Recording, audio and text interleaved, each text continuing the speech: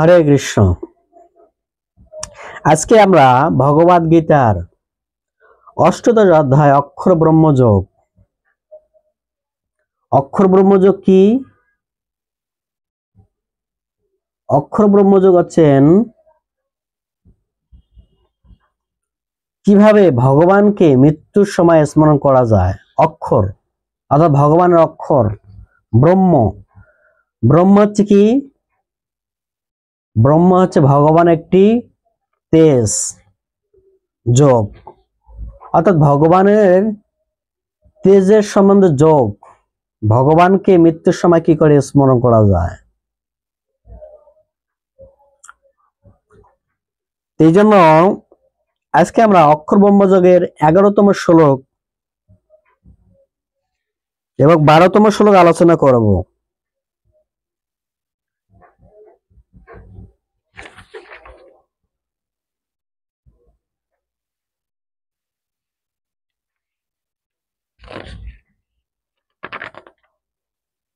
এগারো এবং 12তম শ্লোক আমরা আলোচনা করব।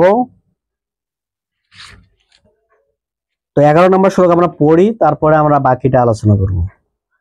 যৎক্ষরম বেদবিদম বদন্তি বিশ্ব শান্তি যদ ভজতায় বিগরাগ যাদশ্রম ব্রহ্মচার্যম চরন্তি তথপদম সংগ্রহ প্রবক্ষম। এই শ্লোকের অনুবাদে বলা হয়েছেন, বেদবিদ পণ্ডিতরা যাকে অক্ষর বলে অভিহিত করেন, বিষয়ের আসক্তি শূন্য সন্ন্যাসী যার মধ্যে প্রবেশ করেন, ব্রহ্মচারীরা যাকে লাভ করার ইচ্ছা ব্রহ্মচর্য পালন করেন, তার কথা আমি সংক্ষেপে তোমাকে বলবো।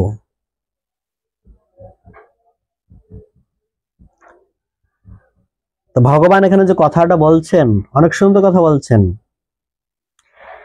বেদবিদ পণ্ডিত যাকে অক্ষর বলেন, ওম। বেদবিদ পণ্ডিতরা যাদের সবসময় ওঙ্গে তপস্যা করেন। তারপরে কি? বিষয় আসক্তি শূন্য সন্ন্যাসীগণ যাকে প্রবেশ করেন, যার মধ্যে প্রবেশ করেন। আর ব্রহ্মচারী যাকে লাভ করার ইচ্ছা ব্রহ্মচর্য পালন করেন। এই ব্রহ্মচারী জীবন থাকা উদ্দেশ্য একটা ইচ্ছা লাভ করে, সেটা কি?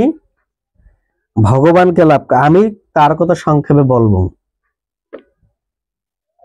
তো আমাদের এখানে 4টি বর্ণ, 4টি আশ্রমের কথা বর্ণনা করা হয়েছে। 4টি বর্ণ কি? গৃহস্থ, ব্রহ্মচারী, বানপ্রস্থ, সন্ন্যাস বর্ণ, সরি 4টি আশ্রম। আর 4টি বর্ণ কি? ব্রাহ্মণ, ক্ষত্রিয়, বৈশ্য, শূদ্র।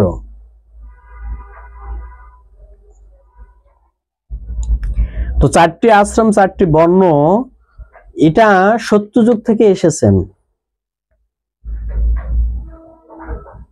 কারণ এটার মাধ্যমে সমাজ সুশৃঙ্খল ভাবে পরিচালিত হবে। দেখেন, এই কলিযুগে 4টি বর্ণ নেই বলে কলিযুগে সুশৃঙ্খল সমাজ পরিচালিত হচ্ছে না। আমরা পরীক্ষিত মহারাজ আমলও দেখতে পাচ্ছি, এই কলিযুগের বেশি না 5000 বছর আগেও এই বর্ণটা ছিল। ব্রাহ্মণ, ক্ষত্রিয়, বৈশ্য, শূদ্র। কারণ 4টি বর্ণের 4টি ধারা আছে, আর 4টি আশ্রমের তাদেরও ধারা আছে।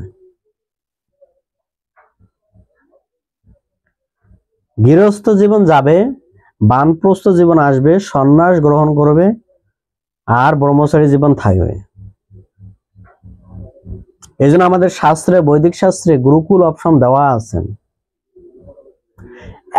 10 থেকে 5 থেকে 25 অব্দি ব্রহ্মচারী জীবন যাপন করা উচিত প্রত্যেকটা ব্যক্তির।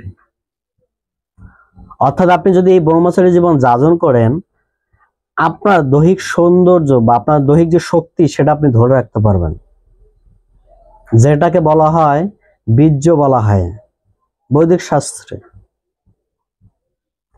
সেটাকে যদি আপনি ধরে রাখেন তাহলে আপনার শক্তি, আপনার ব্রেন স্মৃতি প্রখর হবে। যদি আপনি 25 থেকে 50 আপনি 25 বছর পর আপনি ডিসিশন নেবেন যে গৃহস্থ হবেন না বানপ্রস্থ বা ব্রহ্মচারী থাকবেন, অপশন। যখন আপনি এরকম অপশনে থাকবেন না আমি গৃহস্থ যাবো, ঠিক আছে 25 পরে আপনি যান, 50 সংসার করে তারপর বানপ্রস্থ আশ্রমে যাওয়া উচিত আপনার। যে ব্যক্তি এই নিয়মগুলিকে বা যে ব্যক্তি এটাকে ফলো করবে তার জীবন প্রখরময় হবে, সে এই জগতের আর্য হবে, আচার্য হবে। তারপরে বানপ্রস্থ আশ্রমে পাওয়া যায় সন্ন্যাসী আশ্রম, অর্থাৎ 50 থেকে 75 বছর সন্ন্যাস, আর সন্ন্যাসের 25 বছর 100 ক্লিয়ার। বোঝা গেল? কিন্তু আমরা দেখতে পাচ্ছি এই কলিযুগের মানুষ কোনোটাই নেই। কে ব্রহ্মচারী? এখন পায় কি 10 বছরের ছেলেরাও কি করে ব্রহ্মচারী জীবন যাপন করে? আকাম করে তার দৈহিক শক্তি নষ্ট করে, অর্থাৎ বীর্যকে বের করে ফেলে যাচ্ছেন। যেটা শক্তি সেটাকে সে ক্ষয় করতেছেন। যেটাকে ধরে রাখলে কি হবেন? তার তেজ, তার শক্তি প্রখর হবেন। কারণ কি? এটাই তো আপনার ব্রেন স্মৃতিতে শক্তি, স্মৃতি জাগায়। আর একটা ছেলে এখন 15 বছর হওয়ার আগে থেকে শুরু করে দেয় তার কাহিনী। কেন? কারণ আজে বাজে জিনিস দেখেন, আর এটা দেখেই শিখেছেন সমাজকে নষ্ট করতেছেন। 90% এখন ছেলেমেয়েরা এগুলোই দেখেন। কেন? সমাজকে নষ্ট করতেছেন। আর এগুলো দেখে নষ্ট করেই তো সমাজ কি আছেন, উচ্ছৃঙ্খল হয়ে যাচ্ছেন। কামের বশবর্তী তো ক্রোধ হয়ে যাচ্ছে না, আর ক্রোধের বশবর্তী কি? ভগবান তো সেক্ষেত্রে বলছেন কামস্য ক্রোধস্য রজোগুণস্য মদ্ভব। এত ক্রোধ, এখন মানুষ মানুষকে কাটতেছেন, মানুষ মানুষের রক্ত পান করার চেষ্টা করতেছেন।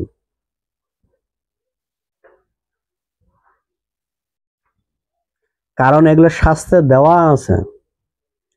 শাস্ত্র কখনো ভুল সিদ্ধান্ত দেয় না। যদি মানব জীবনকে ধন্য করতে, মানব জীবনকে সুন্দর করে পরিচালনা করতে হয়, তাহলে তাকে শাস্ত্র যেভাবে বলছেন সেভাবে করতে হবে, সেভাবে তার জীবনকে পরিচালনা করতে হবে। তাহলে তার জীবনের সুন্দর ভবিষ্যৎ কি হবেন? প্রজ্বলিত হবেন। 4টি আশ্রমের কথা বললাম, 4টি বর্ণ, ব্রাহ্মণ। কলিযুগের এখন ব্রাহ্মণ যারা, বিশেষ করে জাত ব্রাহ্মণ, এরা তো সমাজকে ধ্বংস করেই দিয়েছেন। তার কোনো আচরণ আচরণ ঠিক নেই, কোনো কিছু নেই, ঠিক নেই, সব মেকে যায়। মদ গাঁজা খেয়ে নিজেই পরিচয় ব্রাহ্মণ। এরা ব্রাহ্মণ, ব্রাহ্মণের 9টা গুণ আছে, সেই 9টা গুণ তাকে পূর্ণাঙ্গ ভাবে ধারণ করা উচিত। নামে জাত ব্রাহ্মণ, আমি ব্রাহ্মণের বংশ, কিন্তু তার শাস্ত্রের সাথে কোনো মিল নেই, ঘন্টা সব কি অমিল।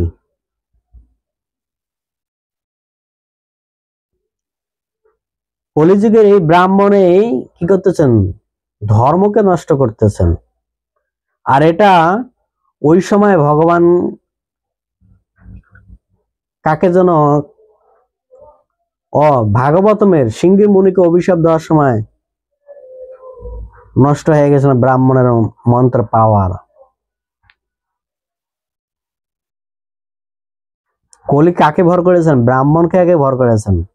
তাই আমরা দেখতে পারি কলিযুগে ব্রাহ্মণের যারা ঘরে জন্মগ্রহণ করে তারা অসুর প্রবৃত্তি, তারা ধর্মকর্ম মানতে চায় না, আর ধর্মকর্ম করবেও না।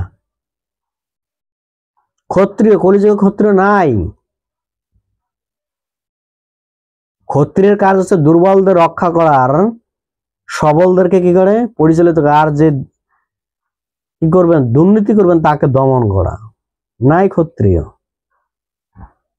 বৈশ্য নাই, শূদ্র নাই, কি করে সমাজ পরিচালিত হয়? 4টি বর্ণ 4 রকমের কর্ম করে, এখন তো নাই সেটা।